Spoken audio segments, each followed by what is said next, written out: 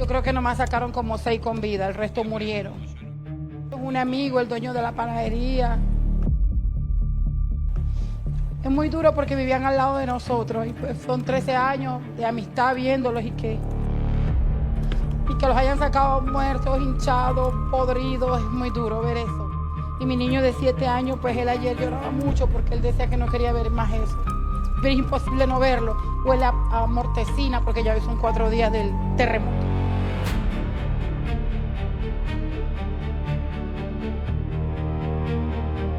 Niño de 7 años, estábamos durmiendo. Pues yo salté de la cama, ¡está temblando! Empecé a gritar. Y pues yo los miré a los dos estaban dormidos, ¡está temblando! No lo pude coger porque en fracciones de un minuto, por un minuto murió Jairo, el de al lado, el dueño de la panadería. La esposa salió. Y le dijo, salgamos, y él por sacar la registradora se murió, se le cayó todo encima. Sí, el de 7 yo no volví ni a mirar porque son muchos nervios, solo que está temblando, salgan.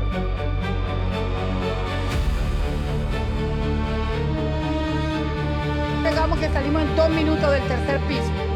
Y que llegamos a la esquina, pues yo no sabía, sí sabía que era un temblor, pero nunca me imaginé que iba a caer el edificio a mi lado, a unos metros, con mi hijo de 7 años, yo le tenía la mano y a 1 metro de distancia yo no lo podía ver porque el polvo era demasiado, no podíamos respirar, no podíamos ver. Cayó el edificio, no vi más a mi hijo grande y mi hijo pequeño estaba de la mano. Salí, llegué hasta la esquina, volteamos, ahí pude ver a mi hijo aquí corriendo. Están cayendo las edificaciones, muchas edificaciones ya estaban hacia afuera y cuando paró el temblor ellas seguían cayendo por el peso del concreto.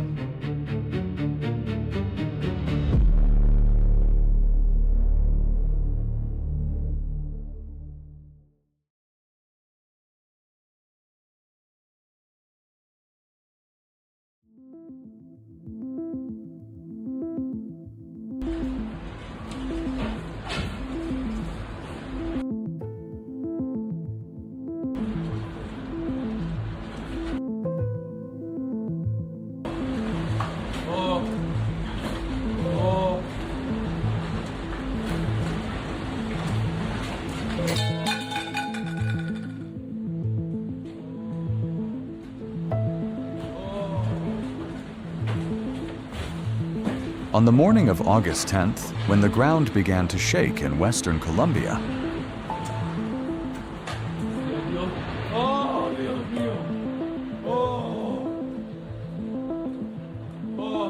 it all lasted less than a minute. Yet that single minute was enough to cut hundreds of settlements off from the outside world.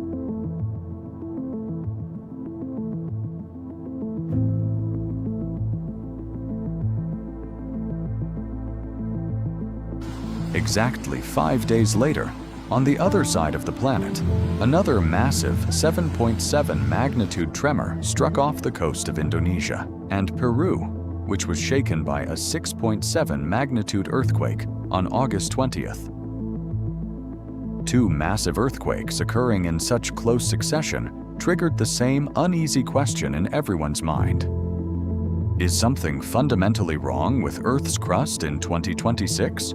Or is the planet moving to a rhythm we simply misunderstand? Once the official field reports and data began to arrive, it became clear that this story was about far more than just raw numbers. Let's take a closer look. Headline numbers rarely tell the whole story of a disaster. Often, a significantly larger earthquake can pass with minimal casualties thanks to resilient infrastructure and open access roads. In contrast, a smaller tremor in an isolated mountain terrain can turn into an overwhelming national tragedy. What unfolded in Colombia was precisely this paradox. Was there truly a direct tectonic link connecting these 2 massive earthquakes across thousands of miles? Is 2026 experiencing an abnormal surge in global seismic activity? And most importantly, what does the prolonged uncertainty surrounding Colombia's missing toll reveal about how we understand modern disasters? Both Colombia and Indonesia sit directly along the Pacific Ring of Fire, the planet's most active seismic belt. This is a vast geologic collision zone where giant tectonic plates grind relentlessly against one another, storing and releasing immense stress. For communities across Colombia, minor tremors, known locally as temblores, are a routine part of daily life. However, an earthquake exceeding magnitude 7 is rare enough to reshape a nation's collective memory for decades. The country had not witnessed a rupture of this scale since the devastating 1999 Armenia disaster. Consequently, the 7.4 magnitude shock on the morning of August 10th triggered an immediate, highest-level national emergency. Seismological agencies confirmed the earthquake's instrumental magnitude at 7.4, marking one of the highest values recorded in Colombia this century. Despite widespread speculation online claiming this event triggered the subsequent quake in Indonesia, geophysicists clarified the reality. The two events occurred on entirely distinct tectonic plate boundaries, separated by distances far too vast to permit direct dynamic stress transfer. If these two events were completely independent, why did they strike in the exact same week?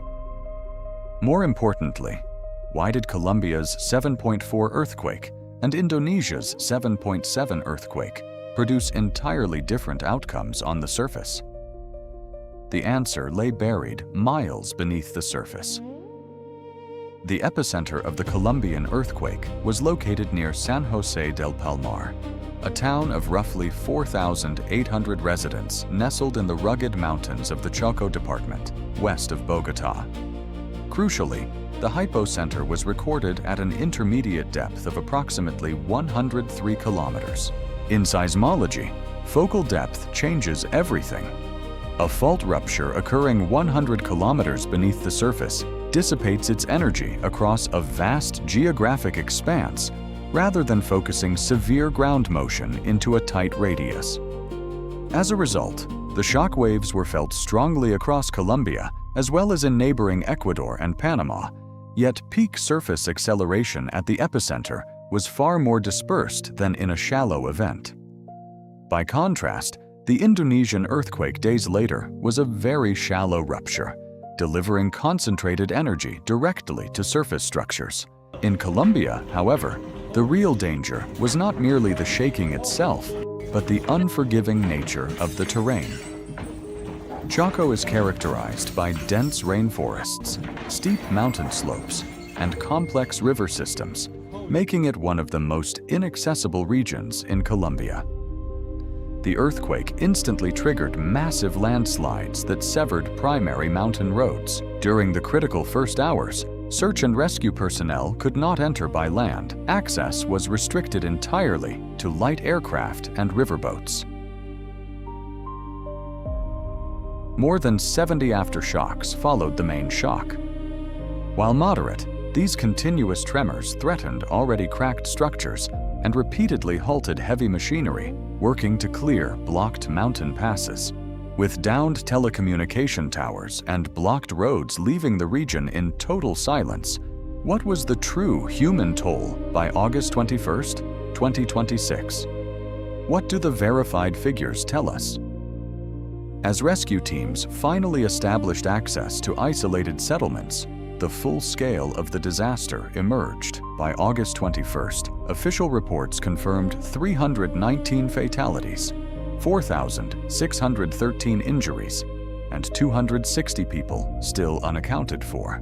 Across 470 municipalities in 15 departments, more than 294,000 people were directly impacted by the disaster. Structural damage extended far beyond the rural epicenter. In major urban hubs like Cali, hospitals evacuated pediatric and neonatal wings due to structural distress. Thousands of residential buildings in Manizales and Pereira sustained severe structural fractures, while the Risaralda department alone recorded 108 fatalities, reflecting the wide regional impact. The initial reports listing thousands missing were largely driven by collapsed communications and severed contact with remote villages. Civilian-run databases at one point listed more than 4,000 names. As teams re-established contact, the missing list narrowed to 260. But every passing hour squeezed the window of survival.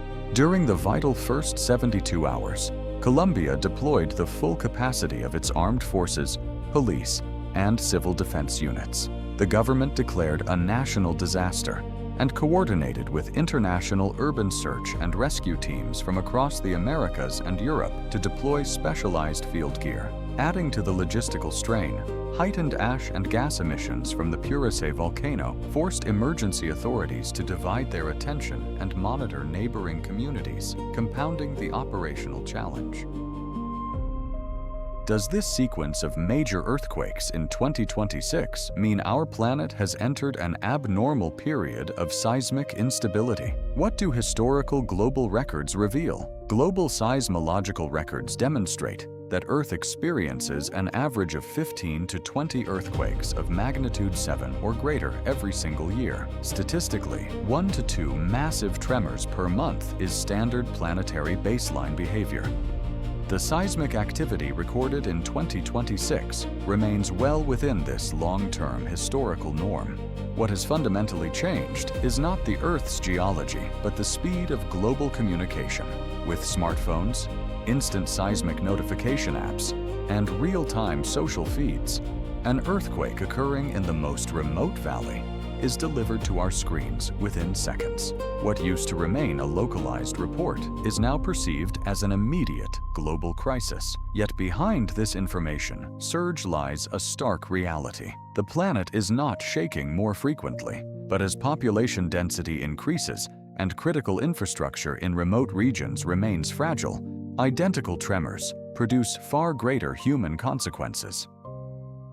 In Colombia, what escalated the disaster was not just the 7.4 magnitude, but Chaco's long-standing vulnerability in roads, healthcare facilities, and communications. Amidst immense logistical barriers, stories of resilience and community solidarity emerged. Dozens of survivors were pulled alive from the rubble well past the initial critical window. Local riverboat operators organized voluntary supply lines, delivering food, clean water, and medical essentials to cut off settlements long before heavy convoys could pass. Relentless road-clearing operations gradually reopened key corridors, restoring communication and transport links to most isolated communities by August 17th. This clarifies the core lesson of the Colombia and Indonesia earthquakes. These two events were not part of a runaway chain reaction, but two independent geologic phenomena. One deep event dispersing its energy over a continent, and one shallow event impacting a coastline. Yet both demonstrated the same fundamental truth. While the physical force of nature is constant, human impact is dictated entirely by preparedness. Backed by international recovery funds, the Colombian administration initiated a major reconstruction program targeting resilient bridges, reinforced road networks, and decentralized emergency communications across isolated provinces to prevent future supply cutoffs. Seismologists expanded real-time sensor networks closer to vulnerable populations and refined intermediate depth wave propagation models, underscoring that even a few seconds of early warning can safeguard countless lives. Our planet will continue to rotate. Tectonic plates will continue to grind, and accumulated stress will inevitably release. The events of 2026 did not reveal an angrier planet, but laid bare our vulnerabilities and logistical gaps. The next major earthquake is inevitable. When it arrives, headlines will focus once again on the magnitude numbers. But whether that event remains a manageable natural occurrence or becomes a devastating human tragedy will not be determined by the Richter scale. It will be decided by the strength of our infrastructure, the accessibility of our roads, and the speed with which we reach one another.